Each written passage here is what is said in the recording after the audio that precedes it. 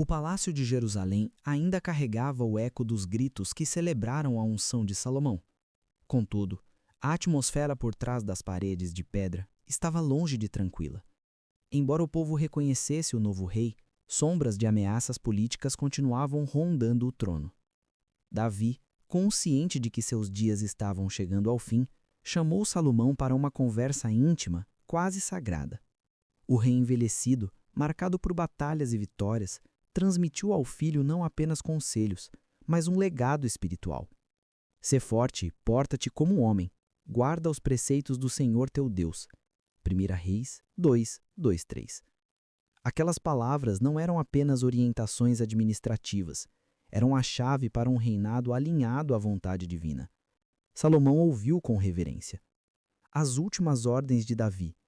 Davi também instruiu Salomão sobre homens que haviam causado feridas profundas ao reino, assuntos pendentes que precisavam ser resolvidos para que o novo rei tivesse paz. Entre eles estavam Joabe, comandante que derramou sangue inocente e agiu contra a vontade do rei. Semei, que havia amaldiçoado Davi durante sua fuga e só fora poupado por misericórdia.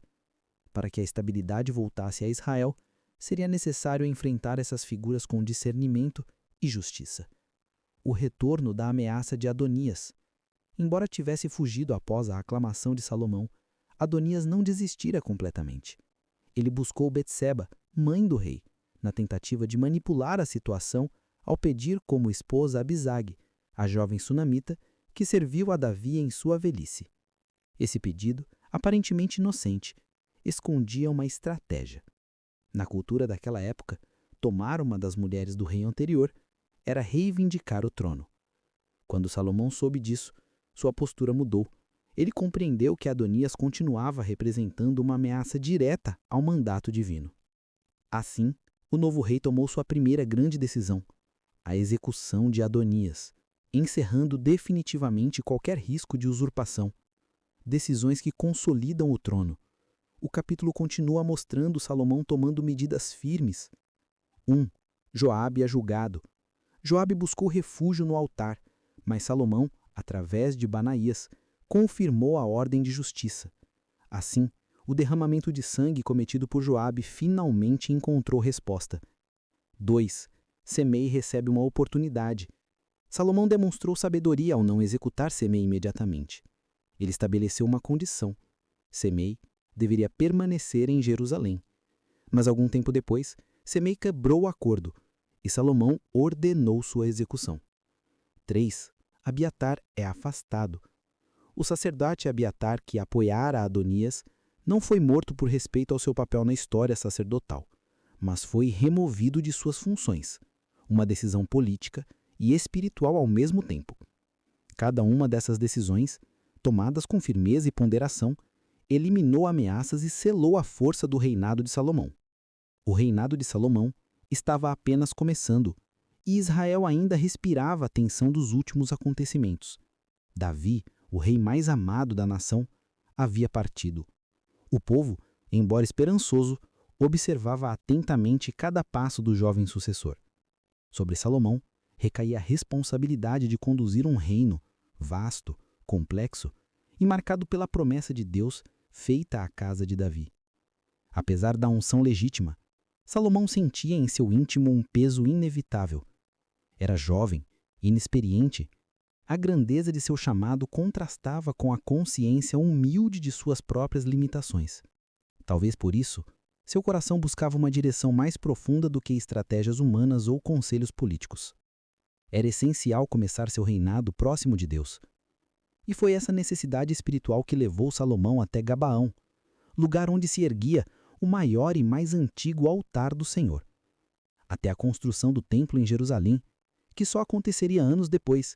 Gabaão era um centro cultual histórico, lembrado desde os tempos de Moisés. A viagem não era apenas uma formalidade religiosa, era um ato de entrega. A jornada até Gabaão. A comitiva real partiu ao amanhecer. O vento levantava poeira no caminho quando sacerdotes, levitas e oficiais acompanhavam o rei. Ao longe, via-se o platô elevado de Gabaão, onde o altar de bronze reluzia sob a luz do sol. Naquele lugar, Salomão se ajoelhou e ofereceu 1000 holocaustos. 1000! Esse número impressionante não representava ostentação, mas intensidade espiritual. Cada sacrifício era um gesto de humildade, devoção e reconhecimento de que somente Deus poderia guiá-lo. Os sacerdotes acenderam as brasas, e o aroma da oferenda subiu ao céu como um clamor silencioso. Era como se Salomão dissesse: não posso governar sozinho. Preciso da sua sabedoria. A noite que mudou tudo. Quando a escuridão cobriu Gabaão e o acampamento repousava, o rei se deitou.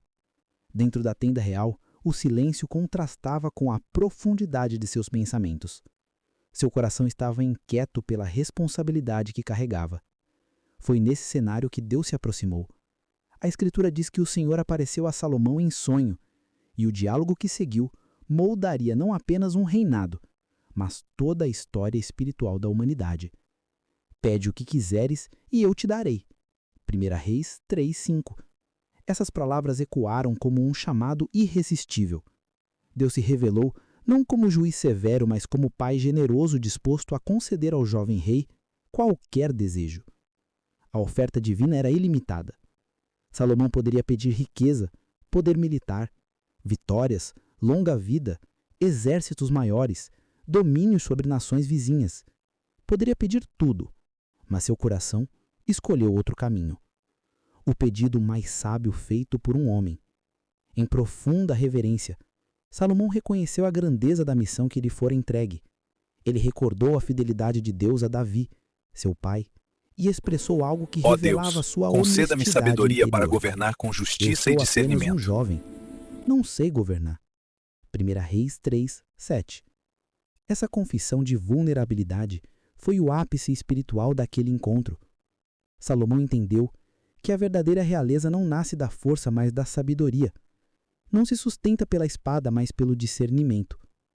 Então ele pediu: concede ao teu servo um coração dócil, capaz de julgar teu povo e discernir entre o bem e o mal. 1 Reis 3:9. Não pediu glória, não pediu riqueza, pediu sabedoria, o dom que define e sustenta reis verdadeiros. A resposta divina, a sabedoria que ultrapassa gerações. A Escritura diz que o pedido agradou profundamente a Deus. Por isso o Senhor respondeu: porque pediste sabedoria e não pediste riquezas, nem a morte dos teus inimigos, nem longos anos de vida, farei segundo o teu desejo. 1 Reis 3:11. E o Senhor declarou algo sem precedentes: eu te dou um coração sábio e inteligente, como jamais houve antes e jamais haverá depois. 1 Reis 3:12. Mas o céu não se deteve aí. Deus acrescentou: riquezas nunca vistas em Israel, glória entre as nações, honra diante dos reis vizinhos, prosperidade para todo o povo. E completou com uma aliança condicional: se seguires meus caminhos, como Davi fez, prolongarei os teus dias. 1 Reis 3:14. O amanhecer de uma nova era. Ao despertar, Salomão retornou a Jerusalém transformado. Ele trouxe consigo não apenas um sonho, mas uma promessa divina que redefiniria sua identidade, sua liderança e o futuro de Israel. Chegando à cidade de Davi, ofereceu novos sacrifícios e celebrou banquetes diante do povo, reafirmando seu compromisso com Deus. O reinado de Salomão, que já começara com desafios e tensões internas, agora estava afirmado em um propósito celestial. A era da sabedoria, da justiça e da prosperidade estava prestes a começar. O sonho em Gabaão não foi uma visão comum. Foi o momento em que Deus tocou o coração de um rei e moldou seu futuro com suas próprias mãos.